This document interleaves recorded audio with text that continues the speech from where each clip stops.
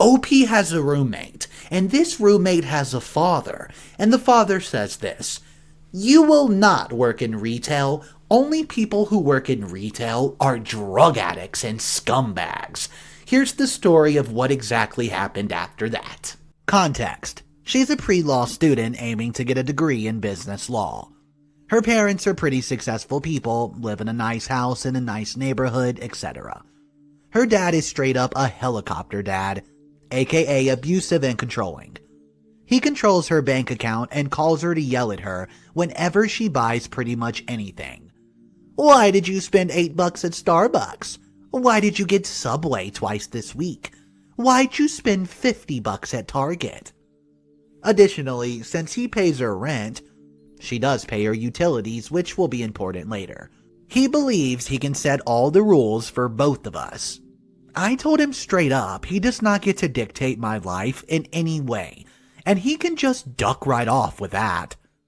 My friend said that apparently impressed him because he's not used to people standing up to him, but he still doesn't like me.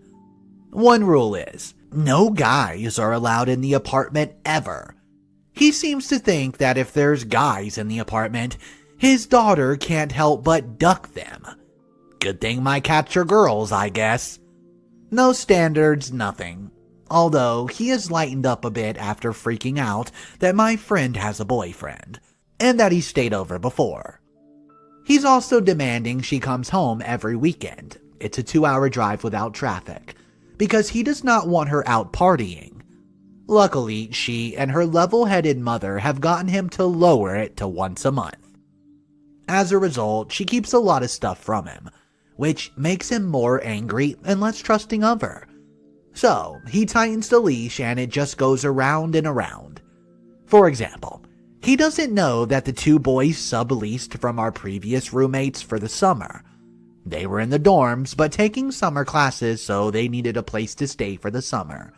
They were my old roommate's brother and his friend. Shocker, there was no orgies. He also doesn't know that her boyfriend has been living with us since May, since he graduated, and is staying with us until he finds work. He just got his CPA. She also did not tell her dad that she took a part-time job over the summer. Now, the last 2 bits are important. See, because her boyfriend has been staying with us, he's also been paying utilities. I think he should also pay rent, or at least half of her rent, but whatever. She also wanted to have some fun money to go out for the summer. She was taking summer classes but had a light workload. She got a job at the liquor store a block from us, and worked there all summer and left after the fall semester started. So, because her father can see her bank account, and he'd apparently lose his shit if he found out his daughter dared to work and try to be a responsible adult, she never told him and never deposits her checks. She just cashes them. Additionally, because her boyfriend's also paying utilities, we've been splitting it 3 ways instead of half, which was showing in her bank account since she has to pay the full bill because it's in her name. Fast forward to yesterday. My friend ended up depositing some of her cash from her job this summer in order to pay for last month's utilities, because, well, her boyfriend forgot to pay her. He PayPals her the money so her dad can't see it. And the check I gave her bounced because at the time, I didn't have any money in my account. I told her to wait until I got paid, but she deposited it the day before I would. The bounced check and sudden $100 deposit in her account caught the attention of her dad. What resulted was an hour-long screaming match over the phone. She told me later some of the shit he said. He called her a, quote, tramp and a liar, and demanded that she report me to the police for fraud. Dude, it's just a bounced check. It's all good. He dug into her because she admitted the $100 came from her job this summer. Because, well, he was accusing her of selling either drugs or herself. That's where he lost his shit. Apparently, dear old dad was living that his daughter would dare to work at such a lowly place. His words exactly. Specifically, he was mad that she did not tell him she had a job. that she should have been focusing on schoolwork, but he was most upset about where she was working. It wasn't so much that it was a liquor store, but that it was retail. "Why the duck would you work in retail?" he screamed. "Because it's just a block away and it's easy work, Dad." "How dare you? You shouldn't have been working. You need to focus on school." "I didn't have much schoolwork, Dad, so I got a job to have some extra money." "How dare you work at such a lowly place? We did not work this hard to have our daughter work retail. You should be above that. If you wanted a job, you should have gotten that office job Mary told you about." She told me later that her dad has a real issue with retail workers. He seems to think that the only people who work at retail or waiters are failures and high school dropouts. So he doesn't want his daughter to work among, quote, lowlives and addicts. "I just wanted something easy and within walking distance, Dad. I did not want to drive 2 hours just for a summer job." "You shouldn't be working with lowlives and addicts. You should have just talked to me first." "I didn't talk to you because I knew you would do this." "This is why I can't trust you. You've always done shit like this." Then he proceeds to bring up her first past duck-ups from middle school and high school. He doesn't seem to understand that she's changed quite a bit since then. She then digs into him over his bullcrap. She then hangs up on him, telling him that she will not talk about her past with him, and that she's more than happy to talk about her duck-ups when he can talk to her like an adult. She hasn't talked to him since yesterday, and her level-headed mom is calling, saying she was sorry he yelled at her, and that he's just upset because his mother's in failing health. And then he saw the bounce check, so he turned his stress towards her. I took her out to breakfast. It was my treat, since her dad would have lost his shit if he saw that she spent money at dinner. While she vented about her dad, I finally convinced her to get her own bank account, where she can at least put her fun money and the cash she gets from her boyfriend for utilities. Luckily, he still doesn't know about him staying with her. We also decided to split the utilities by half, so her dad doesn't lose his shit again, and her boyfriend would pay us back the difference for his share. Since she was still hopping mad, we ended up using that energy to clean the apartment and bake bread. Her dad has approved of her getting some groceries today, so she said she'd buy me some just to pay me back. And Monday, I'm going to help her set up her own account with one bank that's in town. In my opinion on this, OP's roommate's father is a complete vile human. He has way too much control of his daughter, and I think he's borderline narcissistic. Here's a comment from the original thread that was made by OP. "Ugh, yeah, I took great offense to her dad's remark. My mom, and my dad have all worked retail. Hell, my dad was a day laborer in college. Yeah, it's insane how many people will treat service people like shit, like they've got no empathy. Yeah, me and her other friends are trying to help her get more and more things put into her name, like her phone bill and her car, but I'm so glad that she's agreed to get her own bank account." Guys, I have to agree with that comment, and like I said before, my opinion is OP's roommate's father is a vile human. Let me know your thoughts on this in the comment section below. Our next story on the day is titled, "My best friend wants me to work with my rapist on her wedding." Here's exactly what happened. I have a best friend, we'll call her Tina, who I've known most of my life. We've had a strong friendship since middle school, all the way until we graduated from the same college. We've always been there for each other, and I tell her pretty much everything. Back in junior year of high school, a guy, we'll call him Rod. Rod raped me at a house party. He never apologized for it and put me in a deep downward spiral to the point where I almost wanted to drop out in order to never see his face again. I told Tina about it, and she did everything she could to support me. Fast forward to early 2020, and her boyfriend Josh announced that they were getting engaged, and Tina wanted me to be the maid of honor. I was beyond excited to do it. We've always talked about each other and being there for the maid of honor. There was another detail, though. Josh had a similar friendship history with his best man, and they thought it would be adorable if the maid of honor and best man worked together on everything, and they were going to be their own second package on the wedding day. I guess it was the way of making us feel a little more excited for weddings of our own. I found out that the best man was going to be Rod, and that he and Josh remained best friends after high school. I thought Rod was just in the friend group, but it turns out they were as close as could be. My heart sunk, and I simply did not know how to respond. They expected us to work together and be together the whole wedding process, and that sounded like literal hell. I started thinking about whether Tina never told Josh, or that Josh heard and just did not care. All I know is that I was having second thoughts about the wedding after that. I texted Tina about my concerns, with Rod coming in the most polite way possible, and she sent me this reply. I know about what happened with you guys back in the day, but Rod seems to be a great guy now. It really just means a lot if you can push that memory away just for the duration of this. Please just trust me. I did not know how to respond to this, and luckily the wedding planning process has been at a halt since COVID.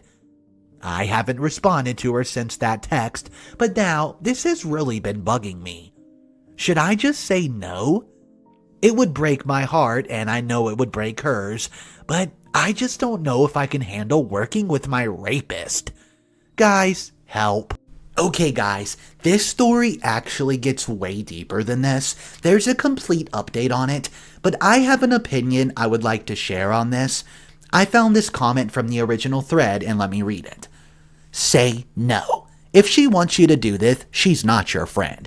Period. If my fiance was friends with someone who raped my friend, I would be making an ultimatum that friendship with the rapist ends.